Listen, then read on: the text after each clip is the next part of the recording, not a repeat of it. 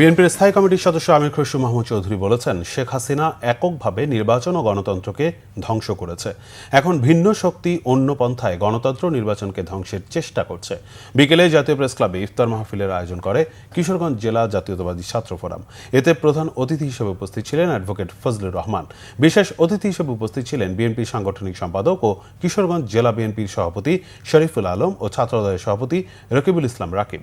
এদিকে রাজধানীর পিজি হাসপাতালে ইফতার ও দোয়া মাহফিল অনুষ্ঠানে এমন মন্তব্য করেছেন আমির খসরু মাহমুদ।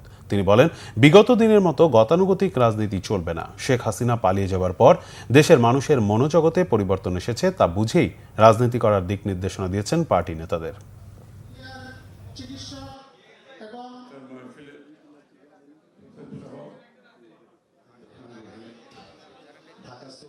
যারা নির্বাচনকে বাধাগ্রস্ত করার চেষ্টা করছেন তারা গণতন্ত্রের শত্রু হিসেবে পরিচিত হবে। শেখ হাসিনা গণতন্ত্রকে বাধা করেছে এক ধরনের তার সশস্ত্র বাহিনী দিয়ে, তার মাস্টার দিয়ে, সরকারের অ্যাপারেটাস দিয়ে, লুটপাটের মাধ্যমে, নির্যাতন, জেল, জুলুম, গুম খুনের মাধ্যমে।